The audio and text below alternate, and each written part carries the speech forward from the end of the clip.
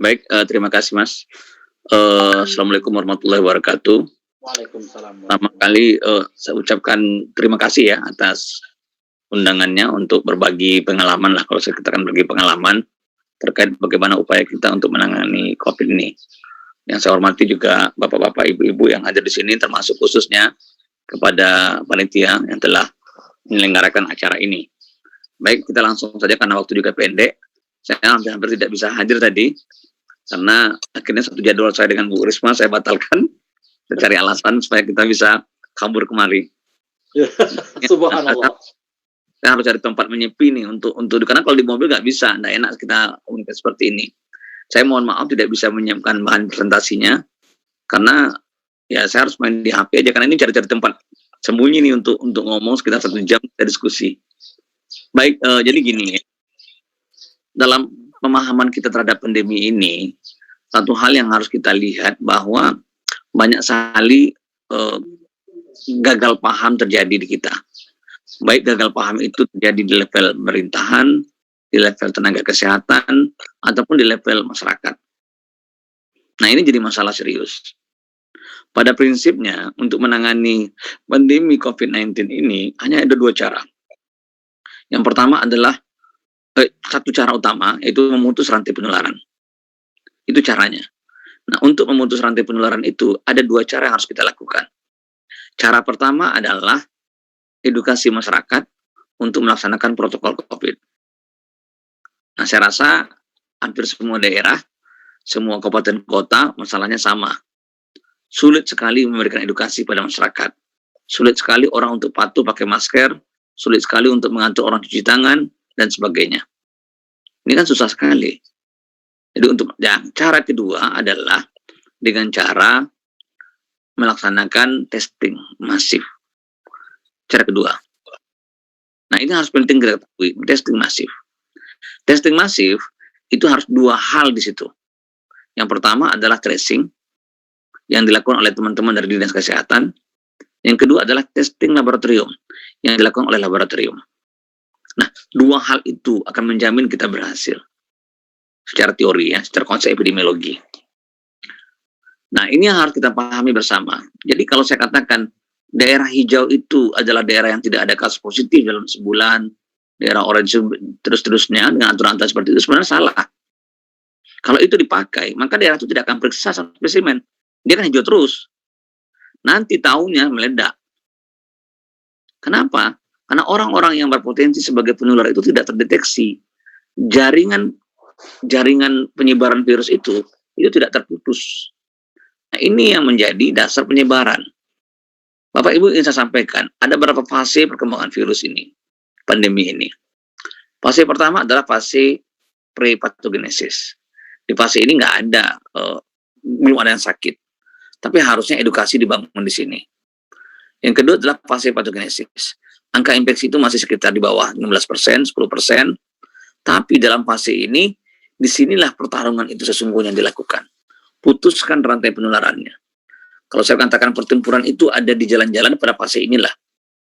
Bagaimana kita mencegah, bagaimana kita menjaga agar penyebaran itu tidak meluas. Karena kalau itu gagal kita lakukan, maka dia akan menyebar dan meluas. Begitu dia meluas, ya kan?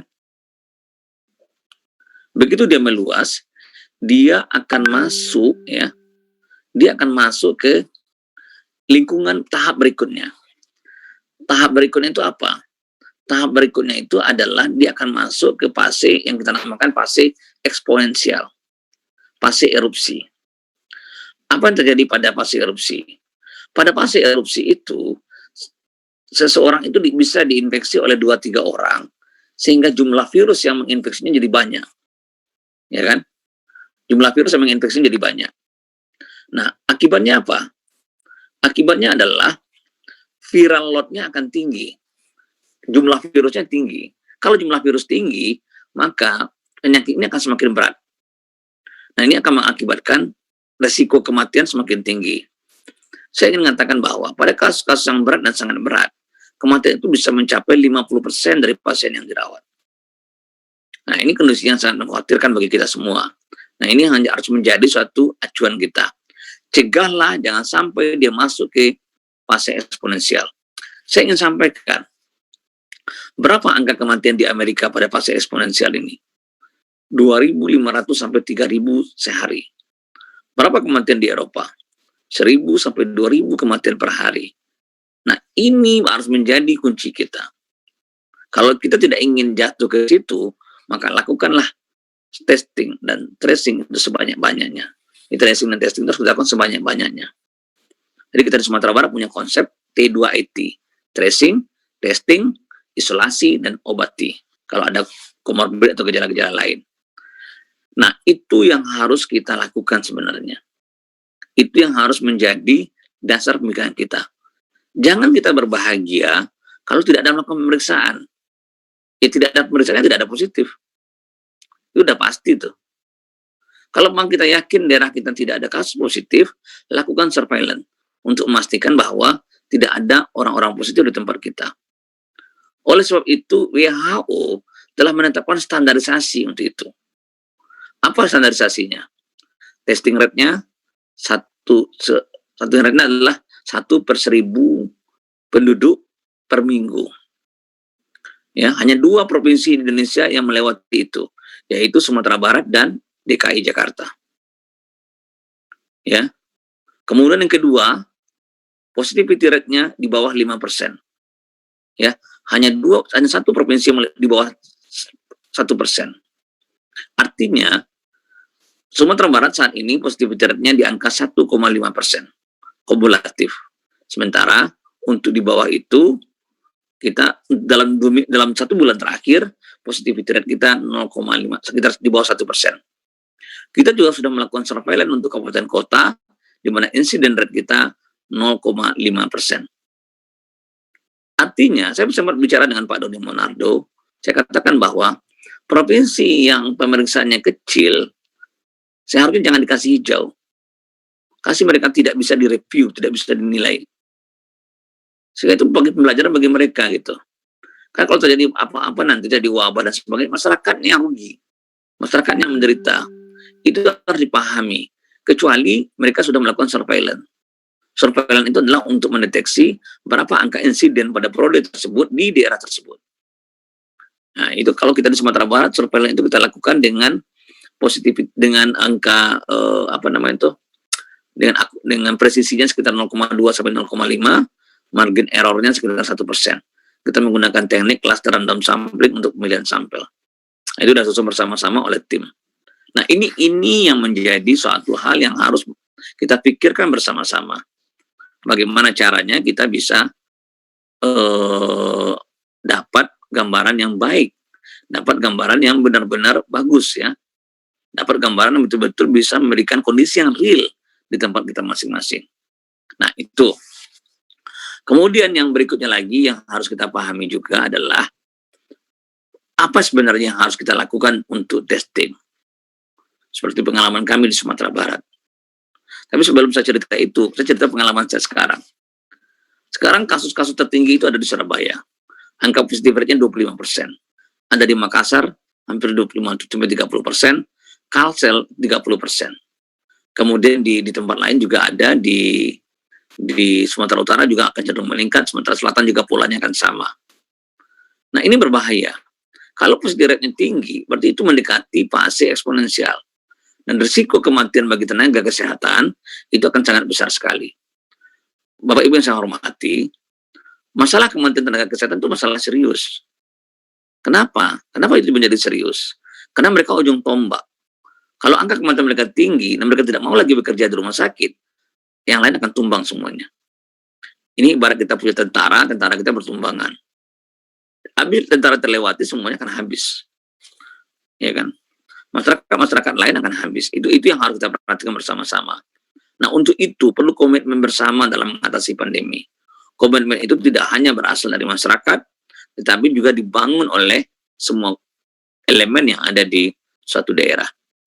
Nah, di Surabaya kita lakukan itu. Permasalahannya apa? Duitnya punya, tapi fasilitas labnya tidak punya. SDM tidak ada, kurang. Lab-lab yang ada lebih tidak optimal dalam melakukan pemeriksaan. Bayangkan satu lab bangga hanya dengan memeriksa 200 sampai 300 sampel. Dengan jumlah penduduk yang lebih dari 3,5 juta. untuk hanya kota Surabaya. Saya bilang sama Bu Wali Kota tadi, dikumpulkan 6 lab Surabaya ini, masih lebih banyak Padang meriksa, saya bilang. Kita bisa periksa 2.500 sampai 3.000 sehari. Sementara Surabaya dengan 6 lab, itu hanya memeriksa 6.000 sehari. 1.500 sehari. Nah, ini yang menjadi dasar kami ya berpikir, bagaimana caranya kita perbaiki. Akhirnya saya tawarkanlah beberapa alternatif yang mungkin. Sampelnya menumpuk, tracingnya bagus, tapi testingnya kurang.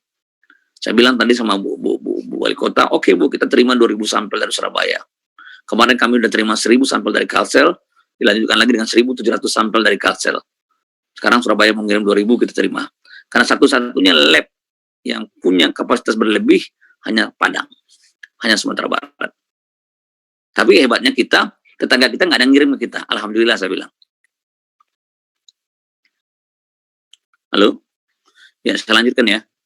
Nah, itu yang terjadi. Saya terus terang mengatakan bahwa kita perlu memahami ini. Kita perlu berpikir bagaimana caranya kita bisa meningkatkan kapasitas pemeriksaan kita. Nah, ini pengalaman di Surabaya. Dengan cara itu, nanti resikonya apa?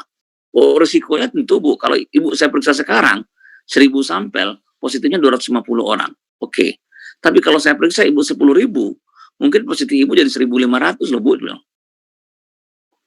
Nah, 1.500 kan ribut orang satu dunia. Ya, 1.500 Surabaya mengerikan. Orang kan bilang gitu. Mereka tidak berpikir bahwa di Surabaya itu dengan 25% positivity rate, dengan 3 juta penduduk, itu ada 750.000 orang yang tidak terdeteksi. Nah, sekarang orang terdeteksi itu kita temukan 1.500. Apakah itu mengerikan? Tidak. Yang paling mengerikan itu adalah kita tidak menemukan orang. Itu yang mengerikan. Ya. Jadi itu mengerikan gitu. Jangan takut banyak positif. Pengalaman saya di Sumatera Barat begitu. Pada waktu saya memeriksa banyak pasien-pasien orang-orang tanpa gejala, orang heran, kenapa Sumatera Barat memeriksa orang tanpa gejala? Tapi ternyata, ya kan, saya katakan, saya gembira, saya bahagia dengan banyak menemukan orang tanpa gejala. Saya bahagia, saya katakan. Kenapa? Orang tanpa gejala ini adalah orang-orang yang harus kita temukan. Karena mereka berpotensi sebagai penular. Orang ini harus ditangkap, kita isolasi. Itu penting. Kalau orang di rumah sakit kan udah jelas masuk rumah sakit. Nggak perlu kita pusing-pusing lagi berpikir. Tapi orang tanpa gejala ini harus kita tangkap. Mereka kita ibaratkan sebagai harimau-harimau liar yang bisa menginfeksi, bisa menangkap, mengenai orang lain. Pemahaman terhadap pandemi harus seperti itu. Pemahaman terhadap pandemi bukan mengobati orang di rumah sakit yang penting, tapi bagaimana kita memutus rantai dengan menangkap harimau-harimau liar ini. Ini konsep pandemi. Saya rasa itu konsep itu sama di mana-mana.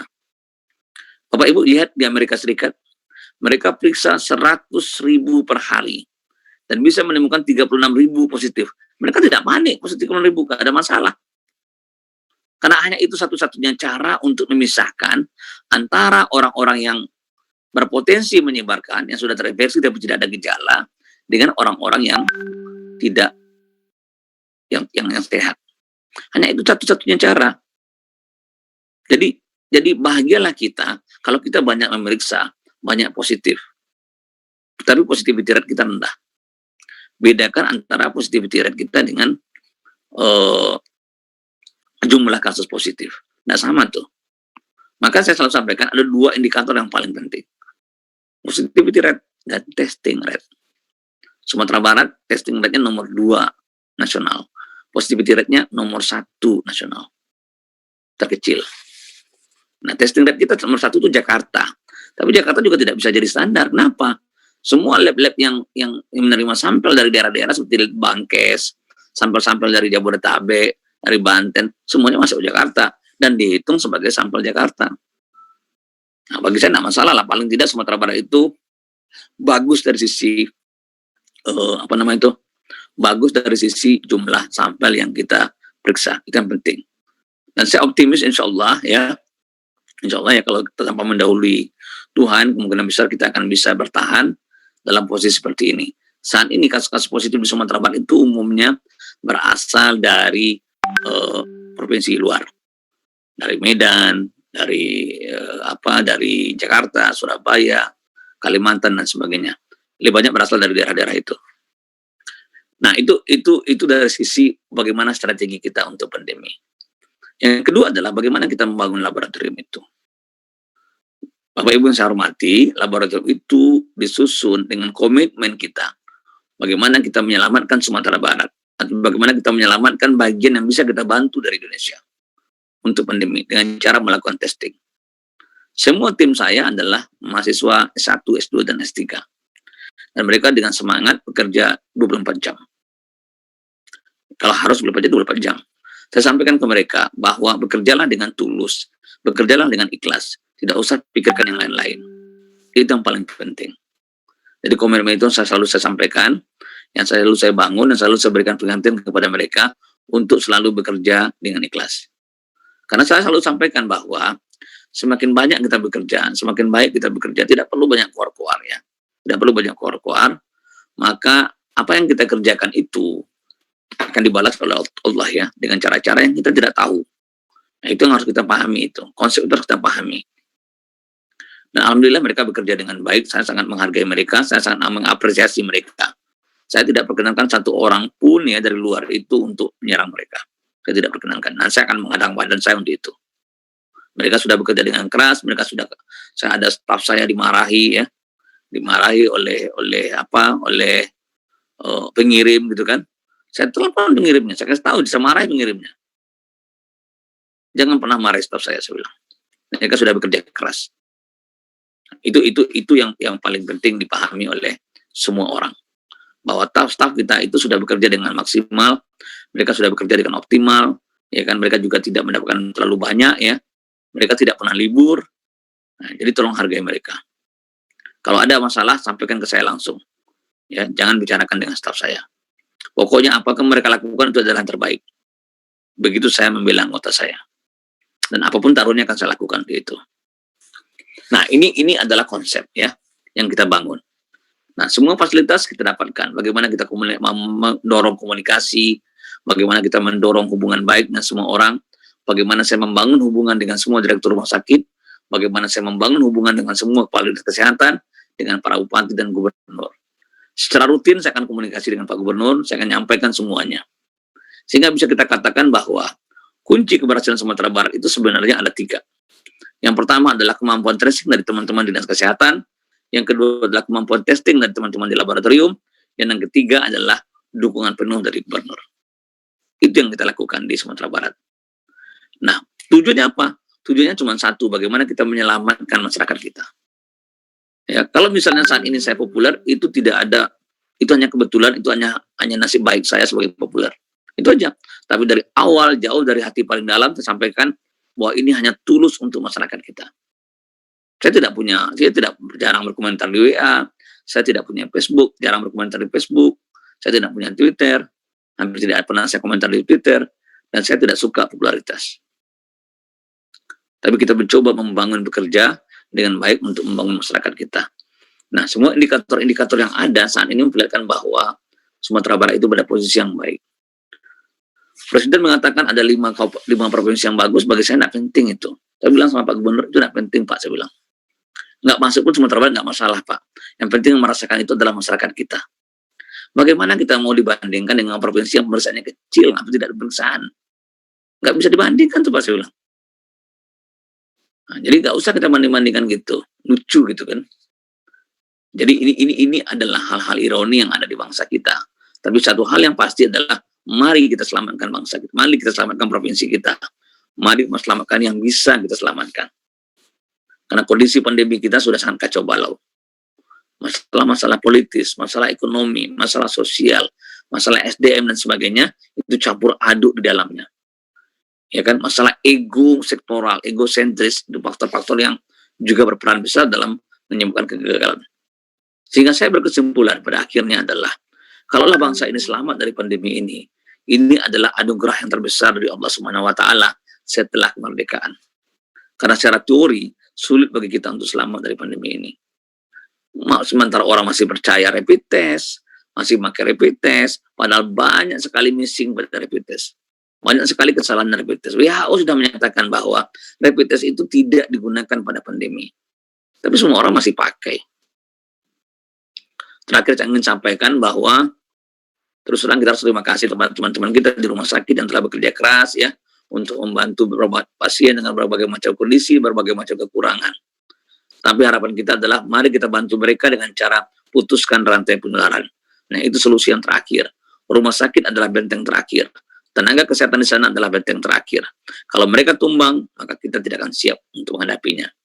Saya ingin cuma mengingatkan pada Bapak Ibu semua bahwa pada pandemi flu Spanyol tahun 1918 itu angka kematiannya 40 sampai 50 juta orang. Di Pulau Jawa, rata-rata kematian itu sekitar 25% dari jumlah penduduk. Kenapa itu terjadi? Karena metode diagnostik, pemahaman terhadap kasus, pencegahan penyakit infeksi, pengobatan dan sebagainya tidak optimal atau belum diketahui. Jangan sampai negara ini melakukan hal seperti itu. Jangan sampai masyarakat kita sampai korban 10-15% dari masyarakat kita harus meninggal dunia. Jangan sampai itu terjadi. Saya pikir demikian. Terima kasih. Assalamualaikum warahmatullahi wabarakatuh. Waalaikumsalam warahmatullahi wabarakatuh. Terima kasih kepada Dr. Andani yang sudah menyampaikan pengantar daripada materi webinar kita tentang kisah Dr. Andani kendalikan COVID-19 di Sumatera Barat. Ini para peserta sekalian, luar biasa memang Sumatera Barat, laboratorium yang kemudian dipimpin oleh Dr. Andani ini dari 200 sampel kemudian menjadi sehari, lalu kemudian menjadi 1.500, jadi 2.000, kemudian jadi 2.500, dan bahkan sampai 3.000 per hari. Ini sebuah yang sangat luar biasa, dan tentu kita banyak kemudian diberikan pengetahuan yang lebih. Nah, baik para peserta sekalian, ini sudah ada komentar atau pertanyaan yang masuk di live chat kita. Yang pertama mungkin izin dokter kita bacakan dulu live chat ini. Nanti juga kita berikan kesempatan kepada peserta. Ini dari yang pertama dari Made Yuliari. Dok, pengalaman kami di Kalteng dalam satu keluarga, bapak dan ibu punya 5 orang anak. Ada salah satu anaknya yang tidak sakit dan tesnya negatif. Faktor apa penyebabnya? Kemudian ini juga ada Dr. Khairina. Di samping yang disampaikan Dr. Andani bilang Surabaya sebagian masyarakatnya juga nggak semudah Sumbar kerjasamanya. Saya ini kerja di RSUD Dr. Sutomo dan suami saya Ketua SMF Mikrobiologi RSUD Dr. Sutomo Surabaya. Semoga Dr. Andani bisa ketemu juga seperti yang direncanakan. Saya tidak mau menyalahkan sebagian masyarakat itu karena itu bagian dari kami. Kenapa saya bilang masyarakat Sumbar kerjasamanya lebih baik? Karena ibu saya orang Minang, saya SD di Bukit Tinggi, SMP 6 bulan di Bukit Tinggi. Jadi saat ini ketemu di WA Group SMP. Udah saya mau pulkam ke Bukit Tinggi harus swab mana ada ke Surabaya seperti itu. Jadi mungkin ada beberapa faktor kalau kami yang nanti insya Allah bekerja dengan ikhlas. Nah, ini Bung Ibrom sebagai host, apa kita persilakan dulu untuk ini? Bagus saya jawab langsung ya. Oke, silakan lupa. Karena otak saya ini udah penuh COVID nih, jadi agak lupa saya. Silakan dokter, silakan. Ya, saya lupa yang pertama tadi apa tadi? Pertanyaan tadi. Yang pertama. Ini terkait dengan. Boleh saya perjelas? Saya Oke, silakan. Ya, silakan. Ya, Saya dari Rumah Sakit Dr. Sutomo ya. Kalau saya ini psikiater. Kalau suami saya ketua SMF mikrobiologi. Wah, jadi, siapa namanya itu? Hah? Namanya Dr. Eko Budi Kundori. Katanya Jumat mau ketemu belum jadi ya. Saya kenal beliau. Mau ke lab termasuk mikro tapi katanya belum jadi ya. Iya. Nah, jadi di Surabaya ini sebenarnya banyak faktor, Dok. Jadi salah satunya itu yang sangat merepotkan itu sebagian masyarakatnya itu kerjasamanya itu masih banyak yang belum mengerti dan bandel. Dan ini saya belum melihat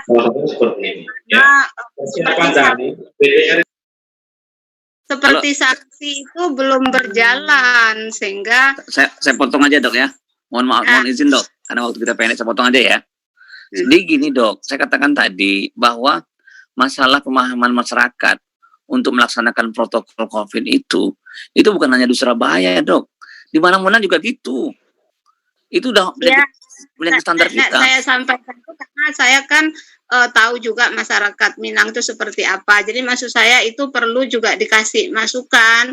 Mungkin kerjasama di Minang itu seperti udah saya marah-marah kalau mau masuk Sumatera Barat tuh harus swab dulu. Nah, kalau saya sih senang-senang aja, mana ada masuk ke Surabaya ini pakai swab, Dok. Itu contohnya masukan yang perlu. Ya, kita swab kan gratis. Iya. Swabnya gratis. Jadi apa namanya itu? Jadi gini, terus terang saya katakan bahwa permasalahan utama kita jelas ke masyarakat. Tapi kita tidak bisa menyalahkan masyarakat. Bagaimana? Masyarakat tidak bisa kita salahkan. Saya pergi ke satu daerah ya, kemudian saya pakai masker di situ. Apa yang terjadi pada waktu saya pakai masker? Masyarakatnya hilang. Wih, Bapak ini patuh sekali pakai masker. Bayangkan, di daerah wisata, saya dibilang patuh pakai masker. Saya lihat sekeliling nggak ada satupun pakai masker. Itu di Sumatera Barat. Dan itu hampir rata di Indonesia polanya begitu. Jadi makanya saya katakan tadi, sulit kita merubah perilaku budaya masyarakat kita. Sulit sekali. Dan di pejabat pemerintah kita juga begitu. Physical distancing dalam rapat, social distancing, semua juga sulit. Jadi yang paling penting, yang paling mungkin kita lakukan adalah tentu dengan testing, tracing. Itu yang harus dilakukan seoptimal mungkin oleh masyarakat kita. Oleh tenaga laboratorium dan tenaga teman-teman dari dinas kesehatan. Hanya itu mungkin. Saya bilang Gubernur, kita tidak bisa melarang orang datang, Pak. Kita tidak bisa melarang orang kemana-mana. Tidak bisa melarang orang berjualan. Tapi yang paling penting adalah laboratorium itu harus kuat.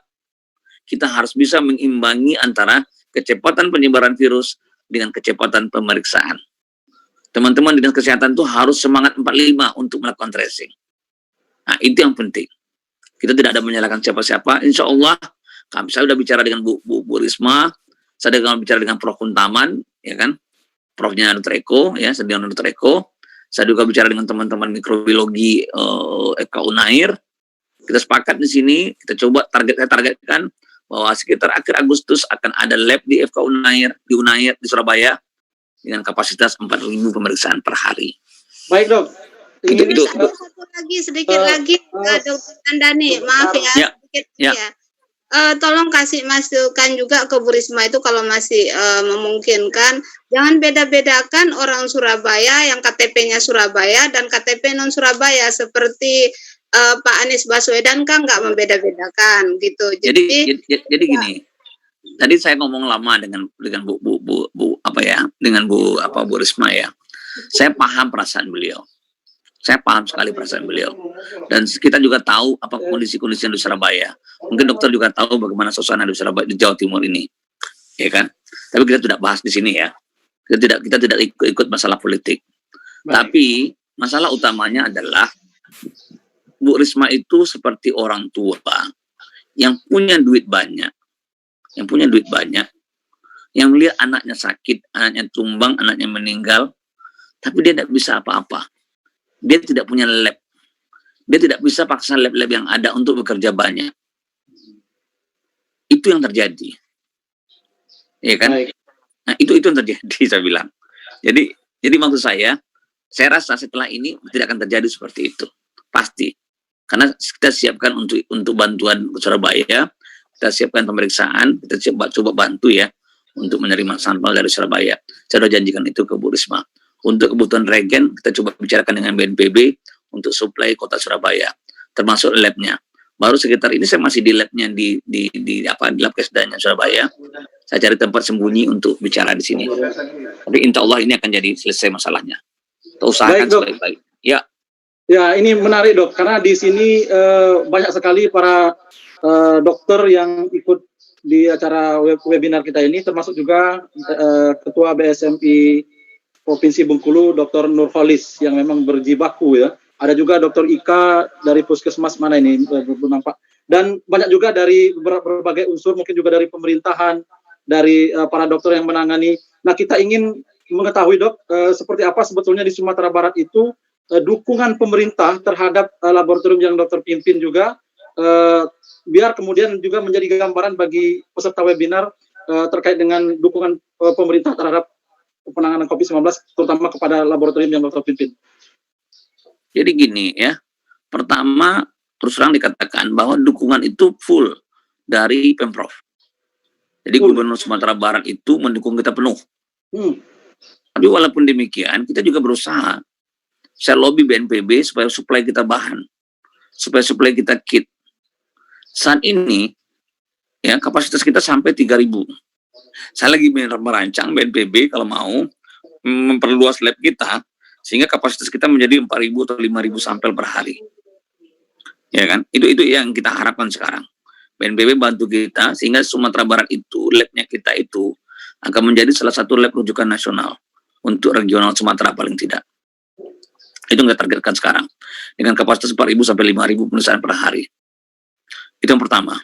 Yang kedua, semua kebutuhan kita, ya, itu disediakan oleh Pemprov. Kebutuhan regen-regen yang tidak disediakan oleh BNPB, itu disediakan oleh Pemprov. Kemudian masalah-masalah hotel disediakan oleh Pemprov. Nah, kita juga berusaha tidak seperti itu. Kita jalin bersama dengan hotel, kita barter dengan kamar. Nah, kita udah dapat nih sebulan kamar dari hotel-hotel. Nah, aman kita, karena barter-barter tadi. Jadi, itu yang kita lakukan di Sumatera Barat. Jadi, terus terang, kemudian saya sebagai kepala lab, itu punya hubungan baik dengan beberapa orang bupati, wali kota, kepala dinas kesehatan, dan direktur rumah sakit. Kebetulan saya juga adalah direksi rumah sakit, sehingga hubungan itu bagus. Jadi saya katakan demikian, kepala lab itu jangan hanya berpikir untuk melihat ke dalam, tapi dia juga harus berpikir melihat keluar. Dia harus kuat, dia harus bisa mengendalikan di dalam, dan dia juga harus bisa mengendalikan keluar. Itu yang paling penting. Dia harus bisa komunikasi dengan para direktur rumah sakit, dengan kepala dinas kesehatan, dan sebagainya. Satu hal yang pasti ya, lab itu didukung oleh hampir 60 orang. Dan itu sekitar 10 orang adalah dokter dalam dan luar negeri, ya kan?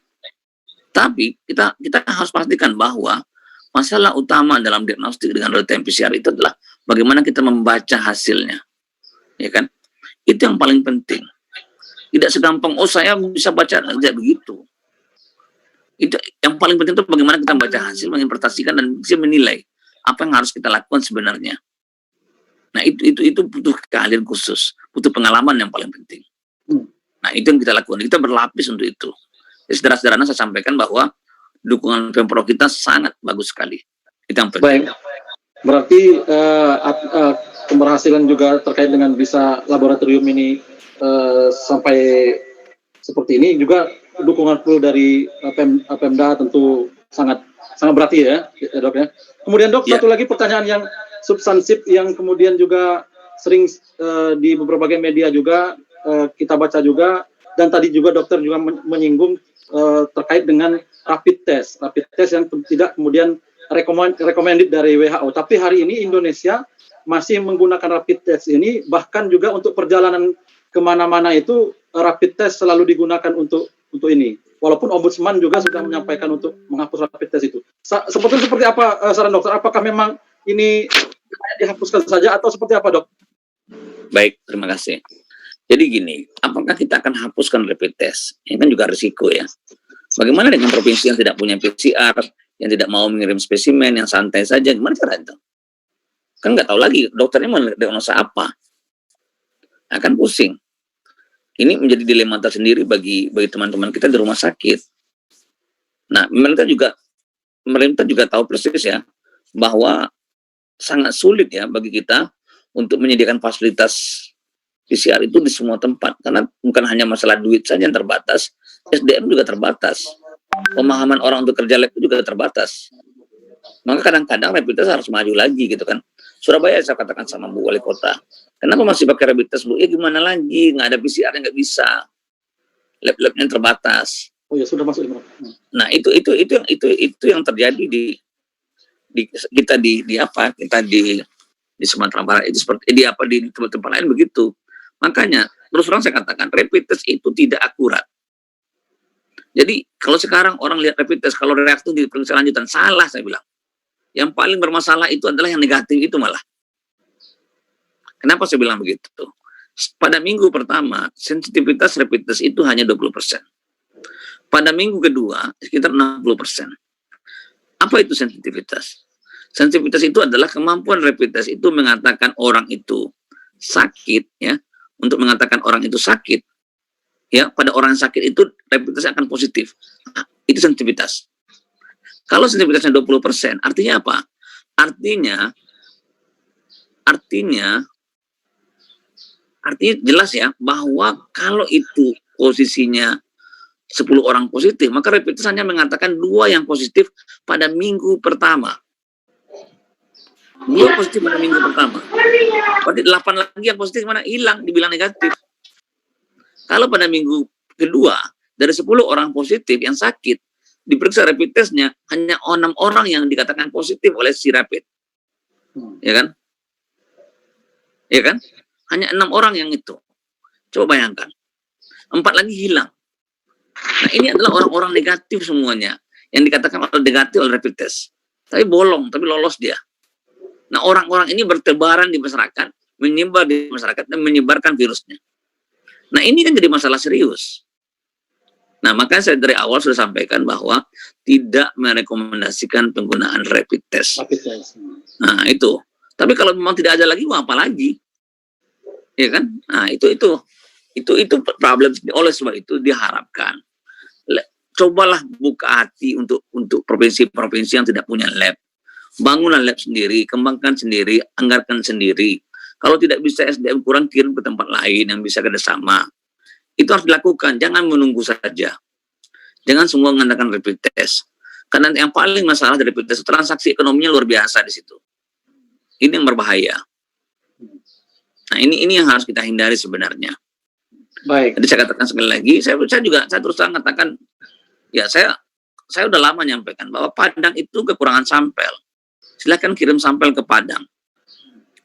Beberapa teman-teman saya dokter yang ada di luar Sumatera Barat itu mengeluh, mereka tidak bisa periksa.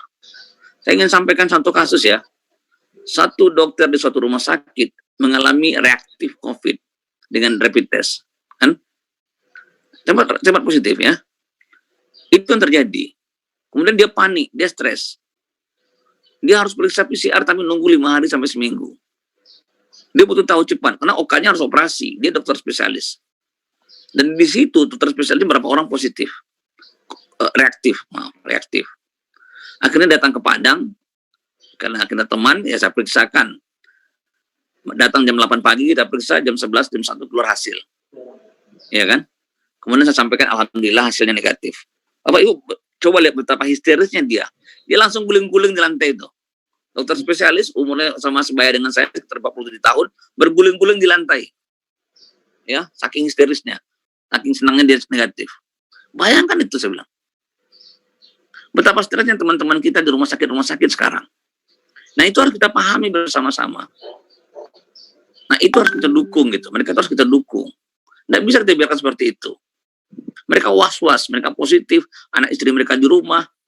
Coba lihat kasus-kasus di Jawa itu. Berapa banyak suami istri yang positif meninggal, yang anak yang positif meninggal. Tadi pagi, kemarin saya ditelepon oleh dokter dari Unhas Makassar. Orang tuanya meninggal karena COVID. Semua anggota keluarganya positif COVID. Dokter, tenaga kesehatan, bukan hanya dokter, tenaga kesehatan, itu adalah kelompok yang bersiko untuk COVID. Kalau terjadi pandemi, tenaga kesehatan ini tidak bisa mengelak, harus masuk rumah sakit, tidak, harus layani pasien. Tapi dia tahu di situ adalah daerah hitam. Tapi dia harus masuk. Kalau masyarakat biasa, boleh tidak masuk, supaya tidak sakit. Tapi tenaga kesehatan harus masuk. Tidak ada cerita tidak. Coba bayangkan. Mungkin itu masuknya terakhir kali dari situ. Bisa langsung dirawat dia. Nah, ini harus kita pahami bersama-sama. Risiko yang akan dihadapi oleh nakes kita gitu. Nah, saya ingin mendorong pemerintah daerah, pikirkanlah nakesnya. Ya. Karena kalau begitu nakes kita lumpuh, maka risikonya lebih berat lagi. Masyarakat kita akan hancur gitu. Tidak ada orang nolong lagi. Ya kan, apalagi ada trauma di nakes kita, lebih parah lagi hasilnya. Mereka takut lagi dengan pasien. Tidak mau lagi dengan pasien. Ini jangka panjang, maka berikan kenyamanan pada mereka, berikan keyakinan pada mereka. Ini yang paling penting. Jadi jangan bermain rapid juga untuk hal seperti ini. Baik. Luar biasa sekali. Kami masih minta waktunya. Sampai jam berapa nih dokter, bisa nih dokter? Ya lanjut aja, nggak apa-apa. Lanjut aja ya, baik. Kita bacakan lagi nih, Dokter Andani, Dari Erita Ilyas, Dr. Andani, salut dan bangga, semoga Allah membalas kerja keras dokter. Kemudian dari Amos Lukas, apa yang sebabkan pemeriksaannya cepat? Apakah ada region khusus? Kemudian dari Let Miros, dokter, untuk sampel yang diambil apakah darah atau air ludah? Kemudian pertanyaan berikutnya adalah, izin bertanya dok, kalau di Bengkulu mau menerapkan seperti di Sumbar, bagaimana langkah-langkahnya? Nah, ini mungkin juga perlu juga diketahui oleh yang hadir di daerah-daerah selain Bengkulu hari ini yang ikut webinar ini, mungkin juga pertanyaannya mungkin sama untuk dokternya. Langkah-langkahnya yang harus disiapkan. Jadi gini ya, tidak ada. Yang penting itu adalah ada alatnya, ada tempatnya, ada SDM-nya, dan ada sistemnya yang kita bangun. Itu yang paling penting. Ya, tidak ada yang spesifik di situ. Jadi ada, dan yang paling penting lagi adalah SDM-nya punya hati. Itu yang penting ya. Bukan hanya sekedar memeriksa. Ya kan? Saya katakan bahwa perlu hati oleh SDM-nya. Itu yang paling penting, bahwa mereka bekerja untuk masyarakat, untuk bangsanya, untuk rakyatnya. Itu yang mereka harus pahami itu. Jadi apa yang mereka kerjakan itu betul-betul akan dirasakan oleh orang. Nah, membangun pola itu tidak gampang. Nah, itu perlu leadership yang bagus, perlu leader yang kuat. Nah, banyak lab-lab jangan asal ngerja aja, sudah periksa, sudah selesai. Mereka tidak berpikir lagi yang lain-lain. Nah, itu yang terjadi. Kemudian bagaimana kita preparasinya, seperti saya katakan tadi, siapkan aja semua fasilitas mendukungnya. Kemudian kita kerjakan dengan baik. Tidak ada strategi khusus ya untuk pemeriksaan itu. Yang hanya ada adalah semangat kerja. Kalau semangat kerja kita bagus, semua akan selesai lebih cepat. Jadi kalau kita di Padang bisa selesai cepat ya, bisa 24 jam bisa selesai ya, karena semangatnya bagus. Dan sampel kita masih di bawah kota kita. Kalau sampel kita di atas kota kita tidak akan selesai 24 jam. Pasti akan selesai 48 jam atau lebih ya, tergantung kota sampel kita yang masuk. Nah, ini kira-kira yang dikunci ya, bagaimana kita bekerja di laboratorium. Baik, kami persilakan lagi karena insya Allah dokter tetap memberikan waktu bagi kita tadi untuk kemudian sekarang kita persilakan mungkin dari kawan-kawan atau peserta webinar yang ingin berkomunikasi langsung. Nurhandini Eka Dewi sudah melambaikan tangan. Mungkin Pak host silakan untuk di Dr. Nurhandini. Ya. Silakan Ibu Nurhandini Eka Dewi. Ya, terima kasih. Salam dari Lombok. Saya dari NTB. Dari Lombok, ya. Subhanallah. Baik, Pak Andani, saya terkesan dengan apa yang sudah disampaikan. Kami di Lombok, di NTB, juga sudah mulai melaksanakan testing yang cukup banyak, tapi belum seagresif di Sumbar, karena ada permasalahan bahan baku. Jadi reagen. Kami punya 8 PCR sekarang, tapi memang kapasitasnya belum terlalu maksimal ya, 8 PCR, kita mungkin sekitar 500 lah bisa sehari. Nah, tapi bahan reagen ini yang kita pertanyakan Pak Andani. Kalau VTM atau swab mungkin kita bisa, tapi reagen kan tidak mudah kita mendapatkan. Mungkin dari Dr. Andani bisa sampaikan bagaimana untuk reagen ini sehingga kita bisa kencang melakukan testingnya, dari mana saja sumber-sumbernya. Karena kita pengalaman beli itu menunggunya cukup lama untuk mendapatkan. Terima kasih. Yang pertama Bu, saya tanya dulu Bu, itu reagennya closed system atau open system? Kita punya ada 2 yang closed system, tapi yang lain open system. Oke, mesinnya Bioret gitu. Ada yang Bioret, ada yang saya lupa apa mereknya, tetapi open system. Ada tiga mesin open system. Halo. Mesinnya Bioret. Ya, ada yang Bioret kita beli. Oke. Saya rasa nggak ada masalah. Saya nggak tahu Ibu, apakah Ibu tidak dapat kiriman dari BNPB? Dapat Pak. Nah tuh. Cuma maksud saya kan kalau lihat Dr. Andani kan 3.000 sehari, itu apakah BNPB support semua dengan 3.000 sehari? Iya. Kita punya. Semua ya. Artinya, saya punya sampai sekarang, stok saya sampai 30.000 sekarang, 40.000. Oh iya. Ya. Jadi artinya kita bisa mengandalkan, artinya kalau kami kencang nih, kita bisa mengandalkan BNPB ya Pak ya sebagai sumber dari reagen. Sekarang kita buktikan kita itu bisa gitu. Bayangkan kami cuma punya 5 mesin PCR. Ya. Dan yang optimal itu cuma 3 atau 4 mesin. Tapi kami bisa selesaikan 2.500 sampai 3.000. Ya kan? Itu yang kita lakukan. Terus dengan 8 mesin PCR, wow, luar biasa. Tinggal. Jadi masalah utama di testing ini bukan di PCR sebenarnya, tapi di ekstraksinya. Iya, betul. Itu masalah utamanya, bukan di PCR-nya. Orang sering salah, sehingga dibeli terus mesin PCR, dikasih mesin PCR. Padahal mubazir, saya bilang. Nggak ada gunanya untuk dikasih saya banyak. Satu lab itu 5 mesin udah cukup, udah maksimal tuh. Saya malah bilang, kalau satu lab itu punya mesin PCR 3, tidak cukup, tidak bisa menyelesaikan 1.000 sampel, tarik mesin PCR-nya, satu lagi. Keluarkan dari situ. Kasih tempat yang bisa ngerjakan itu. Karena 2 mesin PCR cukup 1.000 sampel. Nah, ini yang harus kita bangun, komitmennya gitu. Apa yang terjadi? Kenapa sampel kita kurang? Jangan bermasalah dengan regen. Kadang-kadang tracing juga bermasalah. Sampel yang masuk sedikit. Nah, bagaimana lab itu mendorong tracing? Saya selalu sampaikan kepada kepala dinas, Pak Kadis, tolong Pak Kadis, berapapun sampel Pak Kadis tracing, ini positif Pak Kadis, silakan tracing sebanyak-banyaknya. Saya gembira kalau sampel saya banyak. Tidak sedih saya, tidak takut saya. Nah, sebagian besar lab akan takut, waduh sampelnya banyak sekali masuk, aduh ngeri, gitu kan. Enggak. Saya sampaikan ke anggota saya, semakin banyak sampel masuk, semakin banyak pahala kita. Itu saya sampaikan gitu. Karena sampel masuk itu bagus bagi kita.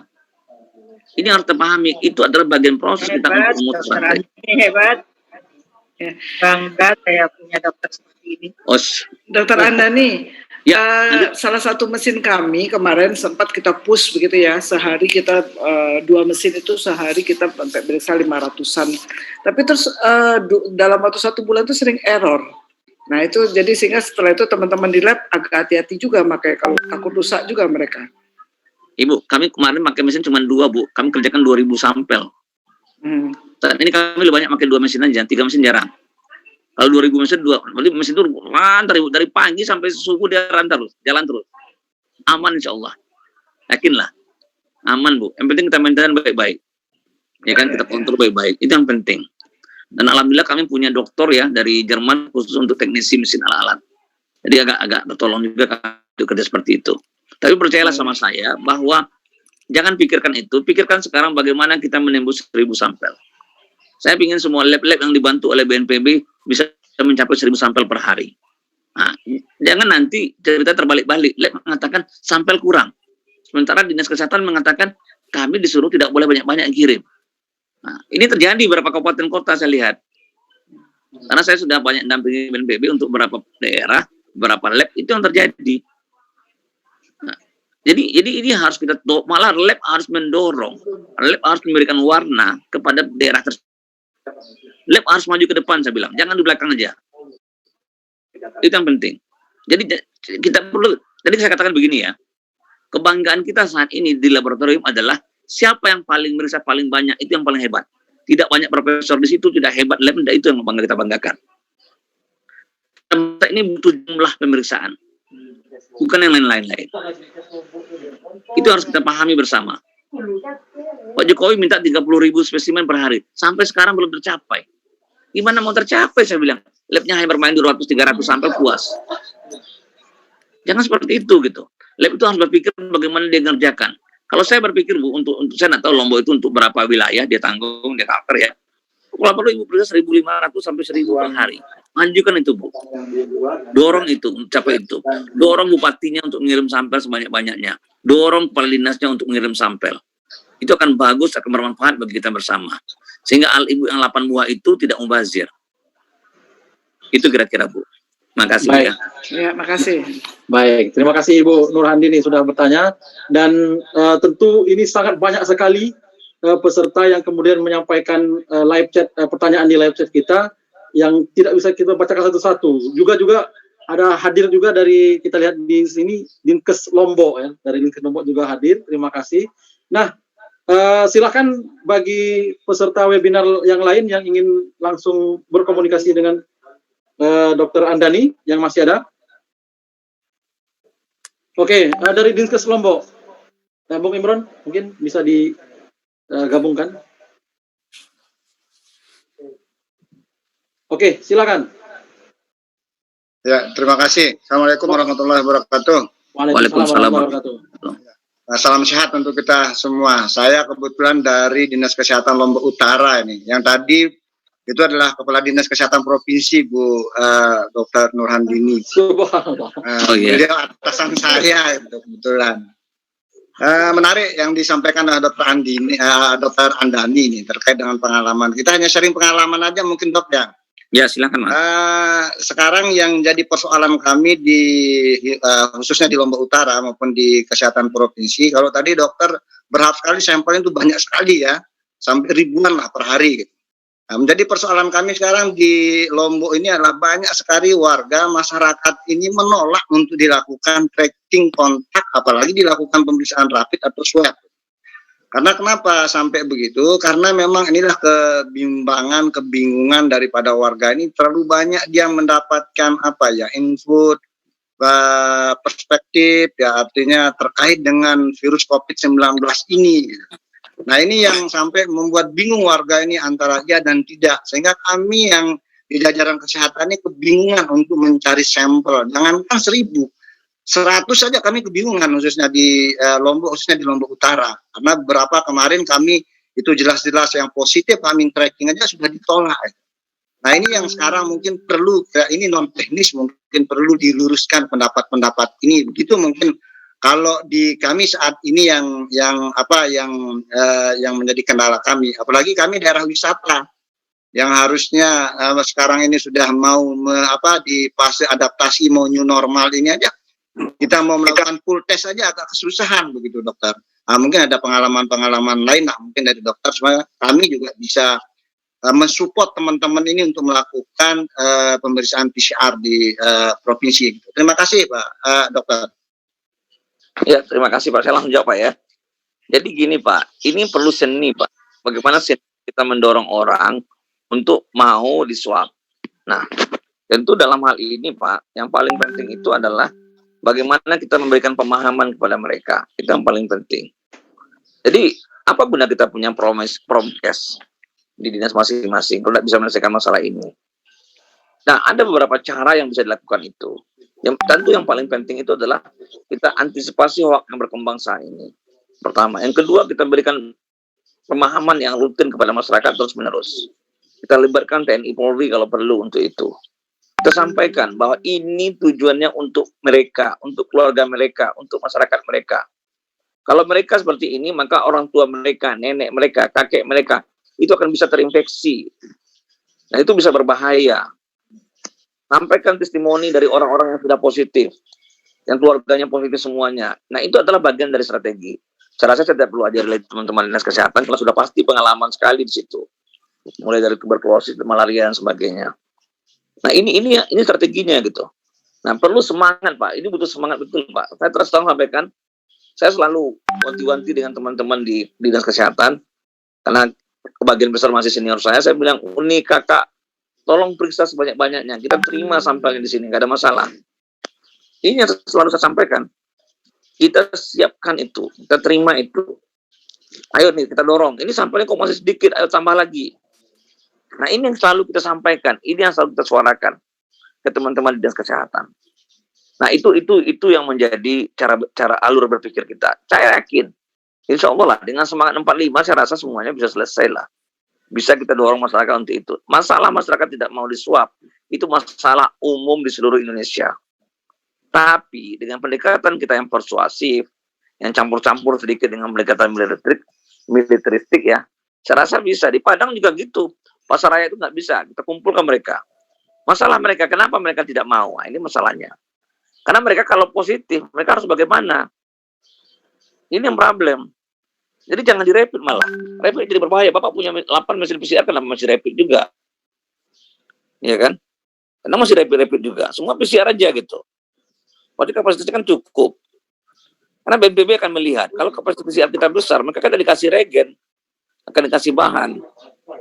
Nah, ada banyak yang bisa memberikan kita regen. Ada banyak kementerian juga yang terlibat dalam memberikan regen ini. Jadi intinya adalah, silakan lakukan tracing sebanyak-banyaknya, dorong masyarakat secara persuasif. Bentuk, Pak, rumah-rumah isolasi nagari, rumah-rumah isolasi desa. Jadi mereka diisolasi di desa mereka sendiri. Jangan dikirim lagi ke tempat-tempat jauh untuk isolasi. Cukup di desa mereka sendiri, kemudian didampingi oleh petugas puskesmas didampingi oleh kepala desanya, Satgas ya, Desa. satgasnya dan sebagainya. Itu satgas desa, sehingga mereka tidak merasa tersisih gitu. Berikan pemahaman kepada masyarakat bahwa ini infeksi biasa, semua orang bisa kena. Kenapa mereka diisolasi? Supaya mereka tidak menginfeksi orang lain. Perbanyak spanduk, perbanyak leaflet, perbanyak pamflet, perbanyak media informasi. Counter semua hoax yang salah kacau balau itu. Ini adalah tugas kita bersama, Pak. Masalah Bapak adalah masalah juga yang dialami oleh semua kabupaten kota di seluruh Indonesia. Itu masalahnya, Pak. Tapi saya kagum juga tadi dengan Dinas Kesehatan Surabaya. Dia bilang, kami sanggup untuk melakukan tracing banyak. Dokter sanggup tidak bisa sampai kami 125.000 orang. Waduh, saya bilang. Saya juga yang kaget 125.000, mampus gimana cara periksa ini, saya bilang. Tapi itu semangat beliau. Berarti tidak masalah mereka dengan tracing. Ya kan? Tidak masalah mereka dengan tracing sama sekali. Artinya ada yang bisa, ada yang tidak. Itu tetap harus kita usahakan. Jangan kita puas dengan 100 sampel. Jangan pernah puas dengan begitu. Saya malah harap kemarin saya bilang sama Pak Doni, saya sebenarnya ingin Pak, setiap lab, setiap kabupaten kota, setiap lab itu minimal memeriksa 1.000 sampel. Nah, itu tidak bisa berdiri sendiri, harus dukungan Dinas Kesehatan. Oleh sebab itu sudah ada anggaran untuk tracing, juga sudah ada anggaran, bisa diajukan anggarannya untuk proses tracing. Makin banyak tracingnya, makin banyak duitnya, kan jelas tuh.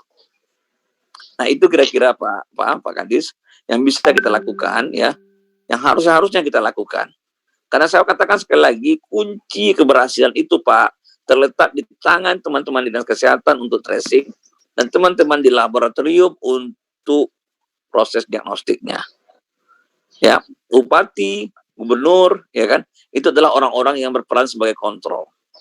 Orang-orang yang mengendalikan semua proses. Karena konsep kita itu harus sama, bahwa untuk menghadapi pandemi ini, putuskan rantai penularan. Tidak ada bahasa lain, Pak. Untuk memutuskan itu, periksa sebanyak-banyaknya. Bekerja samalah antara laboratorium dan Dinas Kesehatan. Saya pikir gitu, Pak. Terima kasih, Pak. Ya, terima kasih Pak Dr. Andani. Baik, terima kasih juga dari Dinkes Lombok sudah bertanya, dan ternyata hadir juga Kepala Dinas, Ibu Kepala Dinasnya, Nurhandini Eka Dewi.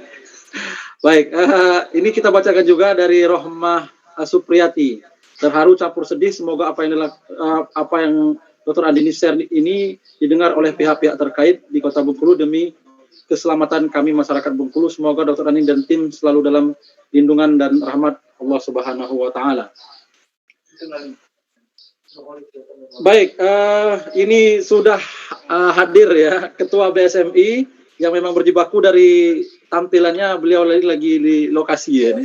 Pada Dr. Nurholis, kami persilahkan untuk kemudian berkomunikasi dengan Dr. Andani karena sudah melambaikan tangan tadi. Mohon izin Mas ya, ini terakhir ya.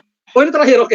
Ya, terakhir baik, ya, izin, baik. ya. Ini terakhir, ini spesial, ini karena dari tuan rumahnya tuan rumah. Bengkulu. Baik, silakan Dr. Nurholis.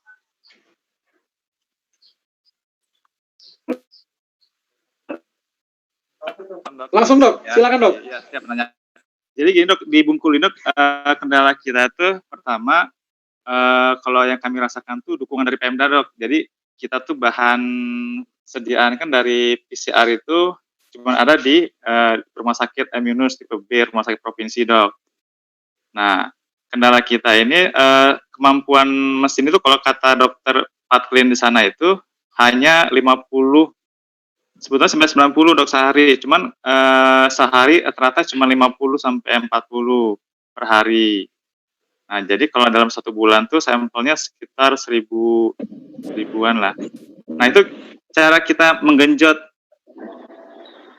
memotivasi kepala gubernur ataupun bupati di masing-masing kabupaten gimana Dok ya, cara kita bahwa ini penting sekali loh, harus di random gitu sampelnya. Terima kasih Dokter. Ya, terima kasih. Saya tidak tahu mesinnya apa ya. Kalau mesin PCR biasa enggak lah. Kalau itu mungkin itu Genesper atau TCM ya. Saya rasa mesinnya mungkin Genesper atau TCM tuh. Yang kapasitasnya memang tidak banyak. Dia cuma bisa 2 sampai 4 per jam. Tapi kalau itu PCR itu lebih. Jadi kalau itu PCR itu bisa sekali running itu bisa 90 sampel. Kalau itu mesin PCR ya. Yeah. Jadi bisa kalau dia running itu sampai 5 kali running ya bisa 400. Jadi saya katakan satu mesin itu bisa 400 sampai 500 sampel untuk kerja sekitar 10 jam sehari untuk mesinnya saja ya. Nah itu tapi saya nggak tahu mesinnya apa, saya nggak tahu juga, saya nggak bisa komentar apa ya. Kemudian kedua, untuk bagaimana mendorong bupati dan wali kota atau gubernur ya, itu jawabnya sulit juga tuh, karena yang paling tahu tentu masyarakat di sekitar situ. Tentu bagaimana kita mencoba mendorong mereka untuk tetap maulah untuk melakukan pemeriksaan masif, pemeriksaan banyak gitu ya. Saya nggak tahu bagaimana solusi yang terbaik gitu. Karena dulu Bengkulu itu kirim ke kita ke Padang, sampai sekitar 600-700 sampel kirim ke Padang. Tapi habis itu terhenti, saya nggak tahu juga, saya tidak komen lah masalah-masalah gitu. Yang jelas pengiriman ke Padang juga tidak ada biayanya. Dan kita sangat terbuka sekali, sampai saya kasih PTM malah Bengkulu itu. Saya kasih PTM ya, untuk sehingga mereka bisa merasakan perusahaan dengan jumlah yang lebih banyak. Bagi saya tidak masalah. Saat ini saya sebenarnya mengharapkan provinsi-provinsi tetangga Sumatera Barat itu bisa ngirimnya ke Sumatera Barat. Itu yang saya harapkan, karena kapasitas kita masih kurang. Kita bisa terima banyak. Nah sekarang jadi masalah, Sumsel akan mulai kirim ke kita dalam beberapa hari ke depan, karena lab mereka lab BTLK itu rusak, ya kan? Nah itu jadi akibatnya, jadi Bengkulu juga akan jadi susah untuk masuk lagi, karena kapasitas kita udah mulai overload gitu.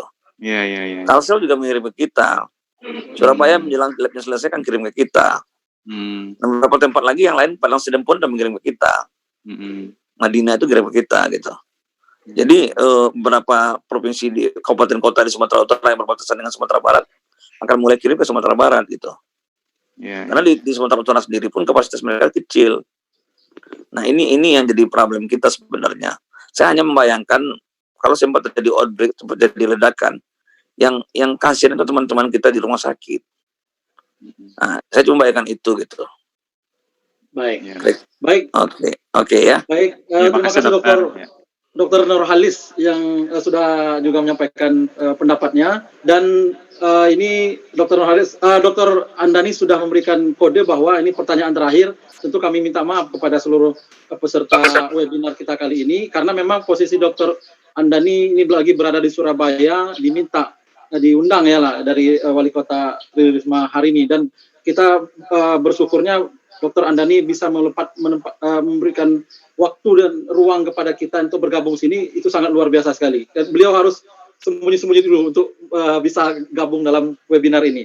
Nah, kami sampaikan juga terima kasih kepada seluruh yang sudah hadir. Tentu Dok, di akhir sesi ini kami minta Dr. Andani menyampaikan closing statement terkait dengan tema kita hari ini, tapi nanti semua peserta dan Dr. Andi jangan dulu meninggalkan webinar ini, karena operator minta kita untuk foto bersama.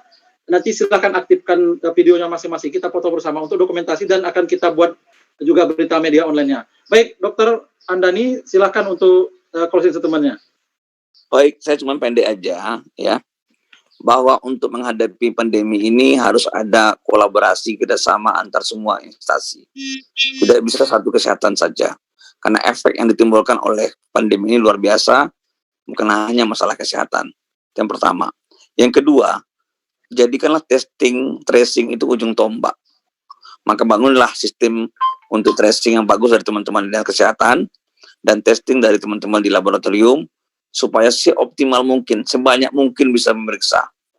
WHO sudah menetapkan 1/1000 penduduk, ya, standar minimalnya itu 1/1000 per minggu. Nah, usahakan kita penuhi standar itu, karena itu jelas manfaatnya bagi kita, dan itu akan menyelamatkan masyarakat kita, akan menyelamatkan nakes. Hilangkan ego, ya, hilangkan keyakinan berlebihan terhadap diri kita sendiri, berpikirlah untuk masyarakat kita. Itu yang bisa saya sarankan. Terima kasih. Baik.